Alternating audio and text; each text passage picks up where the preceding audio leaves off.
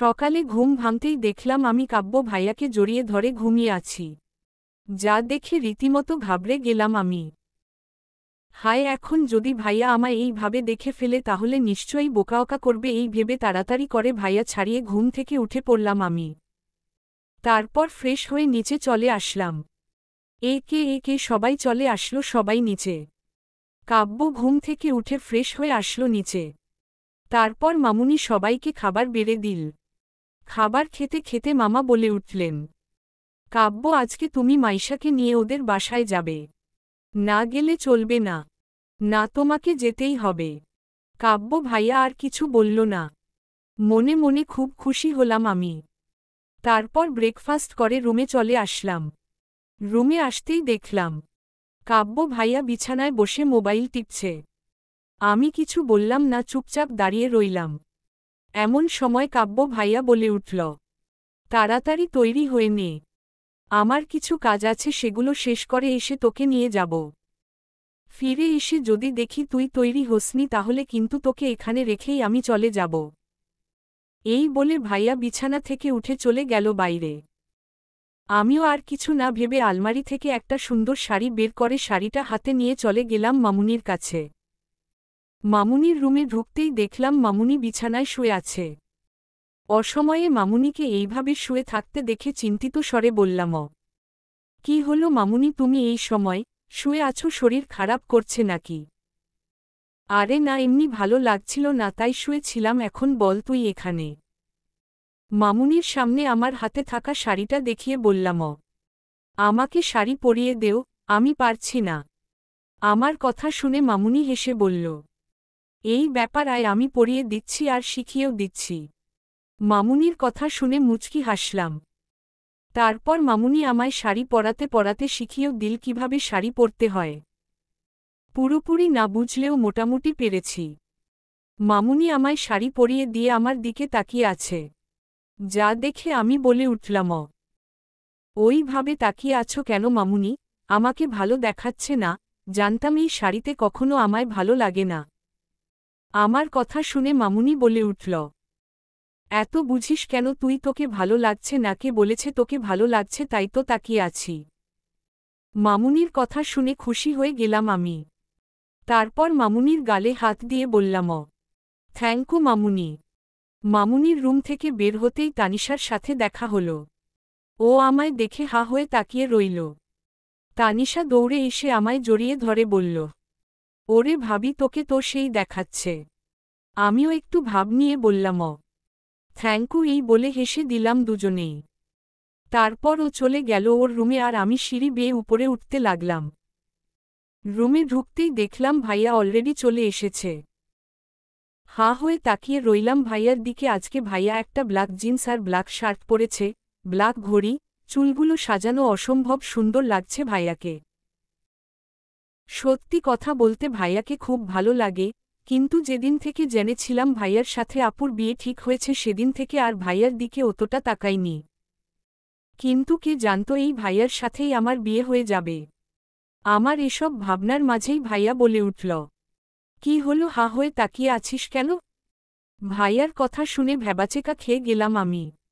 তারপর বলে উঠলাম, না ও কিছু না। আমি খুশি মনে বললাম, আমায় কেমন দেখাচ্ছে ভাইয়া? একটা মুচকি হাসি দিয়ে ভাইয়ার দিকে বললাম। ভাইয়া কিছুক্ষণ আমার দিকে তাকিয়ে বলল, একদম পেতনিদের মতো লাগছে। এত সেজেছিস কেন? এমনই ভূত মতো লাগে, তার উপর এত মেকআপ, একদম পেতনির মতো লাগছে। মুহূর্তের মধ্যে মেজাজ তুরকে গেল। কোথায় ভাবলাম ভাইয়া প্রশংসা করবে, তা না, এটা কি বলল? ধুর, এই জন্যই বলি মাইশা যেচে প্রশংসা পেতে গেলে যা হয় আর কি, বোকা মেয়ে কোথাকার। আর একদম ঠিক হইছে। এই সব বলে মনে মনে নিজেকে গালি দিতে লাগলাম আমি। এমন সময় ভাইয়া বলে উঠল, কি হলো, এখানেই দাঁড়িয়ে থাকবি না যাবি? হুম জামু, চলেন। তারপর আমরা দুজনেই রুম থেকেই বেরিয়ে আসলাম। নিচে নেমে মামুনি মামাকে বিদায় জানিয়ে আমরা চলে আসলাম বাহিরে। তারপর আমরা গিয়ে বসে পড়লাম গাড়ি। তারপর ভাইয়া গাড়ি চালাতে শুরু করল। আমিও জানালা খুলে বাহিরে তাকিয়ে রইলাম। না জানি বাড়িতে গেলে আম্মু আব্বু কি বলবে। নিশ্চয়ই আমায় খুব খারাপ বলবে।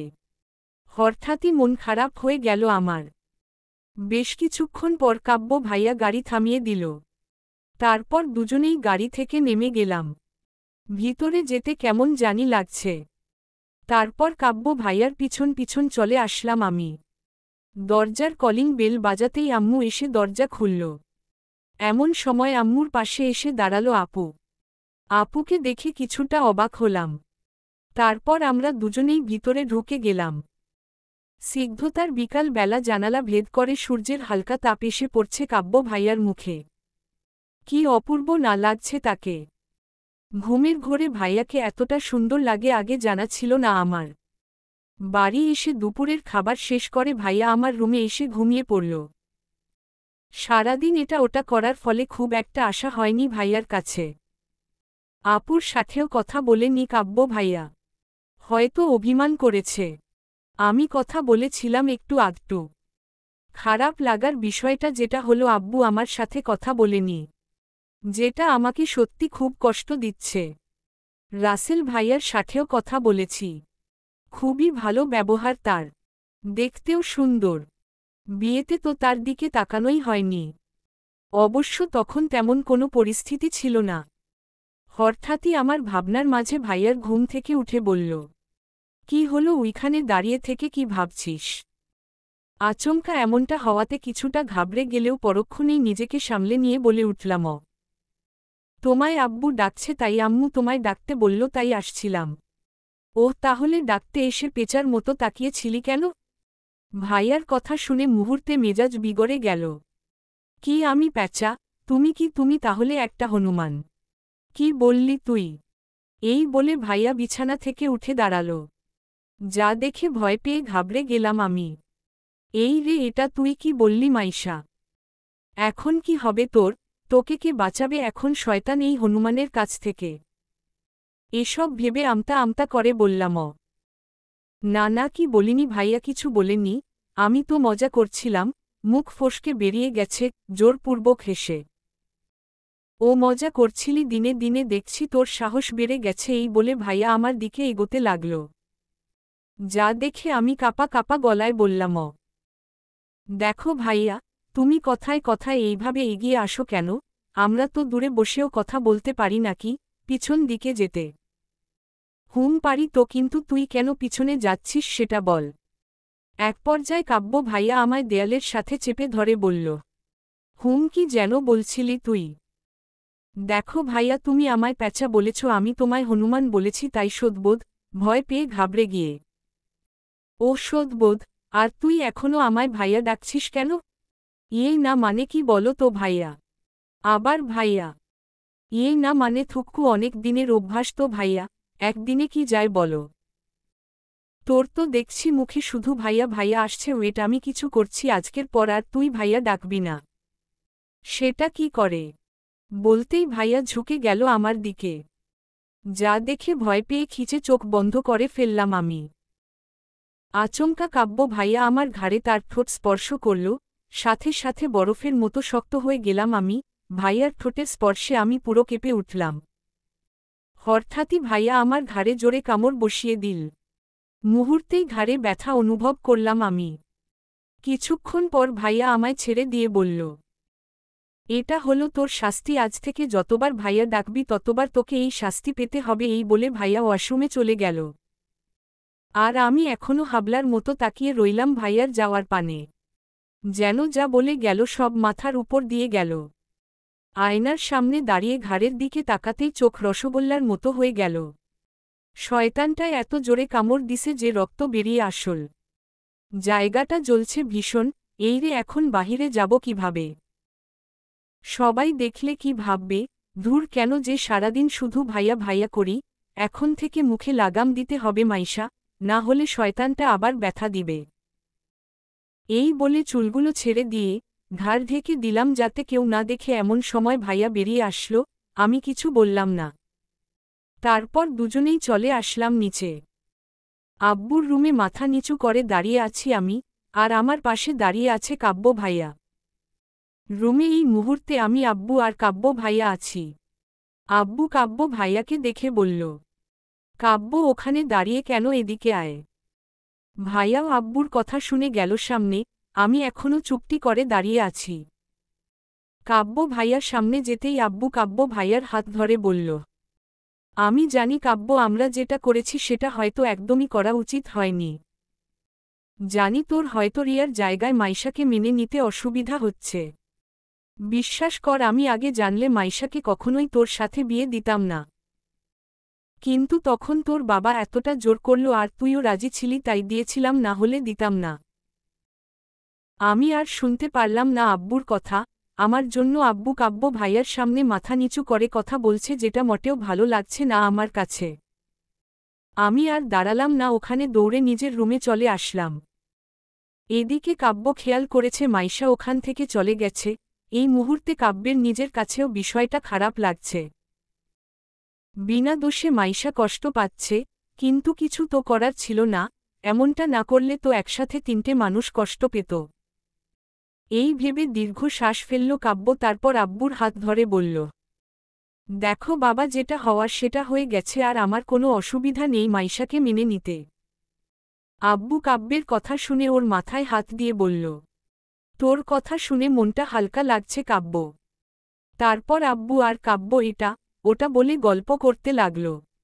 বেকনিতে দাঁড়িয়ে আছি আমি, আর শুধু দীর্ঘ শ্বাস ফেলছি। অসম্ভব কষ্ট হচ্ছে আমার। আমার জন্য আব্বু মাথা নিচু করে কাব্য ভাইয়ার সাথে কথা বলছে, সেটা মোটেও ভালো লাগছে না আমার। এমন সময় পিছন থেকে আমার কাঁধে হাত রাখল। পিছন ঘুরে আপুকে দেখে এই মুহূর্তে প্রচণ্ড রাগ হচ্ছে আমার। আমি পিছন ঘুরে আপুর হাত সরিয়ে বললাম, তুমি আমার সাথে কথা বলবে না? তোমার জন্য আজকে আব্বু কাব্য ভাইয়ার সাথে মাথা নিচু করে কথা বলছে।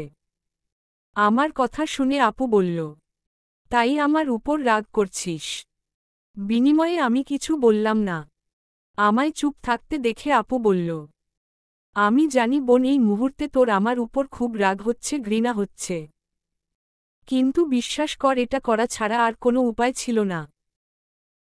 তুই জানিস আব্বু প্রেম ভালোবাসা কোনোদিনও পছন্দ করে না, আর এটাও জানিস আমি আব্বুকে কতটা ভয় পাই। তার সাথে সেই ছোটবেলা থেকেই কাব্যের সাথে আমার বিয়ে ঠিক করেছিল আব্বু, তাই তো কিছু করতে পারছিলাম না। তাই বাধ্য হয়ে তোর কথা বলা লাগল। তাই বলে আপু, তুই তো কাউকে ভালোবাসিসনি, তাই এখন এমন হচ্ছে। যেদিন কাউকে সত্যিকারের ভালোবেসে ফেলবি সেদিন দেখবি তোর মনে হবে আমি কোনো ভুল করিনি। আর আমি যেমন কাব্যকে ভালোবাসি না, আর তার সাথে কাব্যও তো আমায় ভালো, এতটুকু বলতেই এমন সময় আপুর ফোনটা বেজে উঠল। আপু ফোনটা হাতে নিয়ে আমার গালে হাত দিয়ে বলল, প্লিজ বোন, কষ্ট পাস না, দেখবি সময়ের সাথে সাথে সব ঠিক হয়ে যাবে। এই বলে আপু চলে গেল। আর আমি ভাবছি আপু বলা কথাটা, তুই যখন কাউকে ভালোবাসবি তখন বুঝবি। ভালো আর বাসতে পারলাম কই, তার আগেই তো বিয়ে হয়ে গেল। পরের দিন সকালবেলা কাব্য ভাইয়ার অফিসে জরুরি কাজ থাকার কারণে আমাদের চলে আসতে হল। অবশ্য ভাইয়া বলেছে খুব তাড়াতাড়ি আমায় নিয়ে আবার আসবে। আপুরা থেকে গেল, হয়তো আরও কিছুদিন থাকবে তারা, তারপর যাবে। গাড়িতে বসে আছি আমি, ভালো লাগছে না। এইভাবে ধুম করে বিয়ে হয়ে যাবে সেটা আমি কল্পনাও করতে পারিনি। জানালার দিকে তাকিয়ে আছি বাহিরে। সবাই যে যার মতো কাজে ব্যস্ত। এমন সময় কাব্য ভাইয়া বলে উঠল, কি ভাবছিস? না কিছু ভাবছি না তো, এমনি মন খারাপ করছে। না তেমন কিছু নয় ভা। এতটুকু বলে ঠোঁটে কামড় দিলাম আমি। তারপর তাকালাম ভাইয়ার দিকে, না কিছু শুনেনি। উফ, বাঁচলাম বাবা, শুনলে হয়তো এখানেই। এরপর গাড়িতে আমাদের আর কোনো কথা হয়নি। পুরো রাস্তাটাই নির্বতায় কাটিয়ে দিলাম। বাড়ি ফিরে মামুনির সাথে কিছুক্ষণ কথা চলে, সোজা রুমে গিয়ে ফ্রেশ হয়ে চলে গেলাম ওয়াশরুমে। মাথা নিচু করে বিছানায় বসে আছি আমি, আর বাকি সবাই রাগী লুক নিয়ে তাকিয়ে আছে আমার দিকে। আর সবার চেয়ে বেশি রাগী লুকিং এ আছে কাব্য ভাইয়া। অবশ্য দোষটা আমার ছিল, বাথরুমে পা পিছলে পড়ে গিয়ে হাতে গুরুতরভাবে আঘাত পেয়েছি আমি। গোসল করার সময় হঠাৎই পা পিছলে পড়ে যাই আমি। আমার চেঁচানো আওয়াজে কাব্য ভাইয়া আসে। তারপর আমার অবস্থা দেখে আমায় কোলে তুলে নিয়ে বিছানায় বসিয়ে দেই, তারপর একে একে সবাই চলে আসে রুমে। এসেই সবার বকাঝকা শুরু। যেমন এখনটা দিচ্ছে মামুনি, তুই কি কানা নাকি চোখে দেখিস না, কি করে পড়লি বলতো? সরি মামুনি, কি করে পড়ে গেলাম আমি নিজেও জানি না। কি কলে পড়লাম আমিও জানি না মামুনি, এটা কোনো কথা মাইশা? সরি, আমার কি দোষ বলো? আমি তো এই বলে যেই না হাতটাকে একটু নাড়াতে গেলাম তখনই ব্যথায় মুখ থেকে বেরিয়ে আসো। আমার ব্যথার আওয়াজে মামুনি তাড়াতাড়ি করে একটা মলম নিয়ে আসলো। তারপর হাতে মলম লাগিয়ে দিল। তারপর একে একে সবাই চলে গেল। শুধু থেকে গেল কাব্য ভাইয়া। চোখ লাল করে তাকিয়ে আছে আমার দিকে ভাইয়া। যা দেখে ভয়ে চুপটি করে বসে আছি, আমি কোনো কথা বলছি না। হঠাৎই ভাইয়া সামনে এসে বলল, তোর চোখ কোথায় থাকে, কখন কোথায় কিভাবে হাঁটতে হয় সেটাও জানিস না? ইডিয়েট মেয়ে কোথাকার! এতটুকু বলে রাগে ফুঁসতে ফুঁসতে চলে গেল কাব্য ভাইয়া। ভাইয়া যেতেই জোরে জোরে শ্বাস ফেলতে লাগলাম আমি। ধুর, ভাল্লাগে না, এমনিতেই মনটা ভালো ছিল না, তারপর ওপর হাতটায় ব্যথা পেয়েছি। উফ, কি যন্ত্রণা করছে এই বলে ফু দিতে লাগলাম আমি। ব্যথা পাইছি তো পাইছি, ডান হাতটায় পেতে হলো, এখন আমি খাবার খাবো কিভাবে?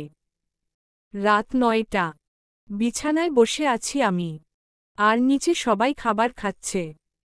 অবশ্য মামুনি বলেছে নিচে সবাইকে খাবার দিয়ে আমার জন্য খাবার নিয়ে আসবে। সেই অপেক্ষায় বসে আছি আমি। হাতে ব্যথার কারণে আমাকে নিচে যেতে বারণ করেছে মামুনি। ধুর, এই মুহূর্তে নিজের প্রতি নিজেরই রাগ হচ্ছে আমার। কি করে যে পড়ে গেলাম বুঝতেই পারিনি। এদিকে খিদেও পেয়েছে খুব। এই মুহূর্তে আম্মুর কথা ভীষণ মনে পড়ছে আমার। এখন যদি বাসায় থাকতাম আম্মুও মামুনির মতো খাবার নিয়ে এসে খাইয়ে দিত। ভাবতেই মনে মনে খুশি হয়ে পরক্ষণেই দীর্ঘশ্বাস ফেললাম আমি। এমন সময় দরজার খোলার আওয়াজে নড়েচড়ে বসলাম আমি। সামনে তাকিয়ে কাব্য ভাইয়াকে দেখে ভয় কিছুটা মাথা নিচু করে ফেললাম আমি, না জানি আবারও বকা দেয় নাকি। হঠাৎই ভাইয়া এসে আমার পাশে বসল। হাতে তার খাবার প্লেট। কিন্তু ভাইয়া কেন নিয়ে আসলো? মামুনির আনার কথা ছিল তো। কিন্তু আনছে যখন খেতে তো হবেই, কিন্তু খাবো কিভাবে? আমি তো হাত নাড়াতেই পারছি না। এসব আলতু ফালতু ভাবনার মাঝে ভাইয়া বলে উঠল, হা কর। ভাইয়ার কথা শুনে চোখ বড় বড় করে তাকালাম আমি। ভাইয়ার দিকে তাকিয়ে দেখলাম ভাইয়া আমার দিকে এক লোকমা খাবার মুখের কাছে ধরে রেখেছে। আমি হা হয়ে তাকিয়ে রইলাম ভাইয়ার কাণ্ড দেখে। আমাকে এইভাবে তাকিয়ে থাকতে দেখে ভাইয়া বলে উঠল, কি হলো? কথা কি কানে যাচ্ছে না তোর? ভাইয়ার কথা শুনে কিছুটা হকচকিয়ে উঠলাম আমি।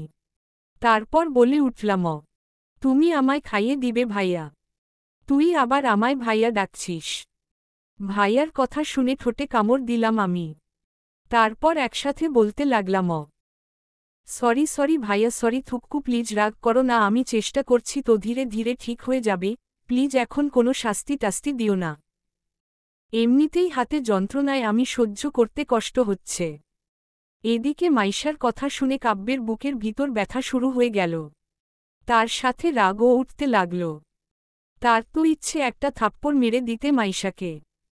তারপর যথাসম্ভব নিজের রাগকে কন্ট্রোল করে বলে উঠল সে, ব্যথা তো করবেই, ওই রকম পাগলের মতো কাজ করলে তো ব্যথা পাবি।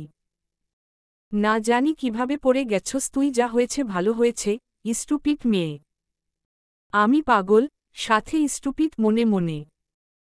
কি হলো, চুপ কেন? আর এত কথা শুনতে চাইনি, মা বলল তোকে খাবার খাইয়ে দিতে, তাই খাবার খাইয়ে দিচ্ছি। এত কথা কেন বলছিস তুই? তাড়াতাড়ি হা কর।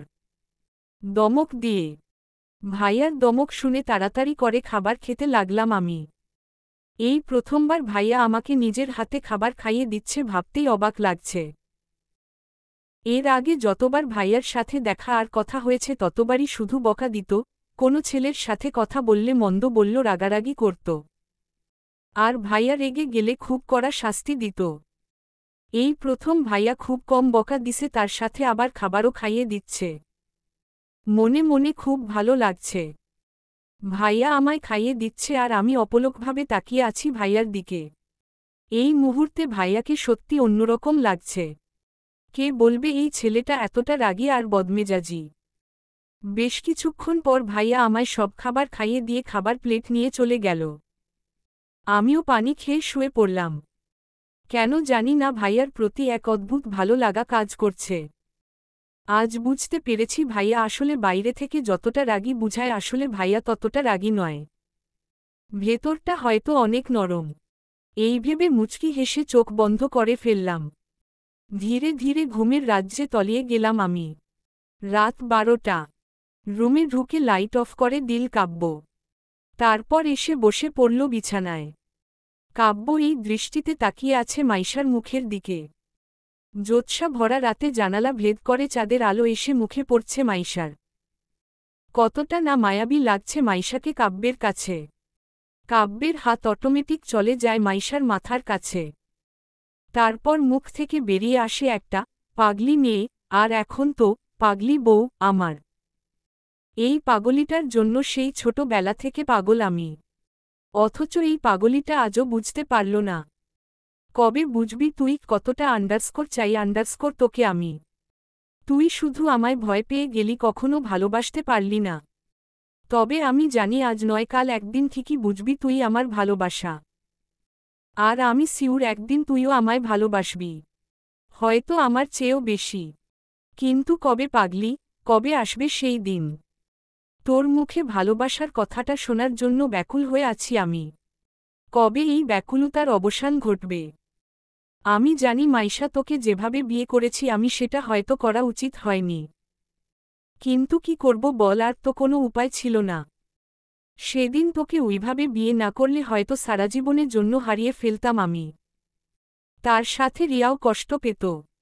আমরা কেউ সুখী হতাম না। তার চেয়ে বরং এটাই ঠিক হয়েছে তুই আমায় ভালো না বাসিস, কমছে কাম চোখের সামনে তো থাকবি, এটাই আমার জন্য অনেক।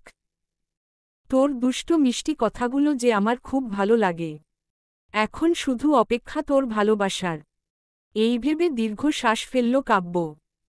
তারপর মাইশার কপালে ছোট্ট একটা চুমু দিয়ে ওকে জড়িয়ে ধরে ঘুমিয়ে পড়ল কাব্য।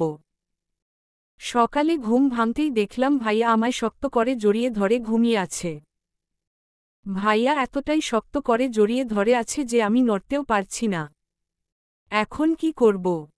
হাতের ব্যথায় তো কিছু করতেও পারছি না। হঠাৎই ভাইয়ার মুখের দিকে চোখ গেল আমার। কতটা সুন্দর লাগছে ভাইয়াকে, চুলগুলো পড়ে আছে ভাইয়ার কপালে।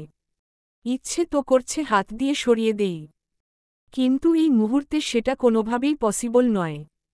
হঠাৎই ভাইয়া একটু নড়েচড়ে উঠল। ভাইয়াকে এভাবে নড়তে দেখে খিচে চোখ বন্ধ করে ফেললাম আমি। না জানি আমি উঠে গেছি দেখে কি বলবে। কিছুক্ষণ পর আস্তে আস্তে তাকালাম আমি। ভাইয়া এখনও ঘুমিয়ে আছে। ভাইয়া নড়ে যাওয়াতে কিছুটা সুবিধা হলো আমার। আস্তে আস্তে ভাইয়ার হাত সরিয়ে উঠে পড়লাম আমি। তারপর বিছানা থেকে উঠে এসে চলে গেলাম ওয়াশরুমে। কিছুক্ষণ পর ফ্রেশ হয়ে বেরিয়ে আসলাম আমি। ভাইয়া তখনও ঘুমিয়েছিল। আমি আর কিছু না করেই চলে গেলাম নিচে। দেখতে দেখতে কেটে গেল পুরো এক সপ্তাহ। এখন আমার হাত আর আমি দুজনেই পুরোপুরি সুস্থ। এখন আর কোনো অসুবিধা নেই হাত নড়াচড়া করতে। এই সপ্তাহে প্রতিদিনই ভাইয়া আমায় খাবার খাইয়ে দিছে। বিষয়টা খুবই ভালো লেগেছে আমার কাছে। আজকে থেকে বিষয়টা মিস করব খুব। আমার ভাবনার মাঝে তানিশা রুমে এসে বলল, তোর কি হয়েছে ভাইয়া? তো মনে হয় আমাদের রেখেই চলে যাবে। তার ওপর ভার্সিটিতে যেতেও তো দেরি হয়ে যাবে, তাড়াতাড়ি কর বইন। তানিশার কথা শুনে তাড়াতাড়ি করে ঠোঁটে হালকা লিপস্টিক দিয়ে চলে আসলাম আমি। তারপর তানিশাকে বলে উঠলাম, চল আমি তৈরি। চলেন ভাবিজান। তানিশার কথা শুনে হাসলাম আমি। তারপর দুজনেই একসাথে চলে আসলাম নিচে। তারপর মামুনি আর মামার কাছ থেকে বিদায় জানিয়ে চলে আসলাম আমরা বাহিরে। গেটের বাইরে বের হতেই দেখলাম কাব্য ভাইয়া গাড়ির কাছে এলান দিয়ে দাঁড়িয়ে আছে। পরছে তার ব্ল্যাক শার্ট, ব্ল্যাক জিন্স, হাঁটা কোনোই পর্যন্ত বোল্ড করা। ভাইয়াকে দেখেছি বেশি ভাগ সময় ব্ল্যাকই পরে, আর দেখতেও খুব সুন্দর লাগে, যেমনটা এখন লাগছে। হঠাৎই চোখ গেল ভাইয়ার চোখের দিকে। ভাইয়া চোখ লাল করে তাকিয়ে আছে, যা দেখে কলিজার পানি শুকিয়ে গেছে আমার। না জানি এখন আবার কি বলে বকা দিবে। আমার সামনে যেতেই ভাইয়া চেঁচিয়ে বলে উঠল, তোদের এত সময় লাগে আসতে? ভার্সিটি যাচ্ছিস নাকি বিয়ে বাড়ি? আর বলো না ভাইয়া, এই মাইশাই তো। এতটুকু বলতেই তানিশার পায়ে পাড়া দিলাম আমি। সাথে সাথে তানিশা আহ বলে চেঁচিয়ে উঠল। কাব্য ভাইয়া হয়তো বুঝতে পেরেছে ঘটনাটা কি, তাই আর তেমন কিছু না বলে শুধু বলল, ঠিক আছে এখন চল তাড়াতাড়ি, তোদের ভার্সিটি দিয়ে আমি অফিস যাব। ভাইয়ার কথা শুনে আমরা দুজনেই একসাথে পিছনের সিটে বসতে গেলে ভাইয়া বলে উঠল, এই তোদের কি আমাকে তোদের ড্রাইভার মনে হচ্ছে? একজন সামনে বসো, এই বলে ভাইয়া ড্রাইভার সিটে বসে পড়ল। আমি তানিশার হাতে খোঁচা মেরে বললাম, তুই গিয়ে বসে পড়। আমি পারুম না, তুই বসো। বসো না বইন। না মানে না। এমন সময় ভাইয়া চেঁচিয়ে বলল, তোরা কি বসবি নাকু, তোদের রেখেই চলে যাব? ভাইয়ার চেঁচানোর আওয়াজে আমি আর কিছু না বলেই তাড়াতাড়ি গিয়ে বসে পড়লাম ভাইয়ার সাথে সামনের সিটে, আর তানিশা পিছনে। আমরা বসতেই ভাইয়া গাড়ি চালাতে শুরু করল।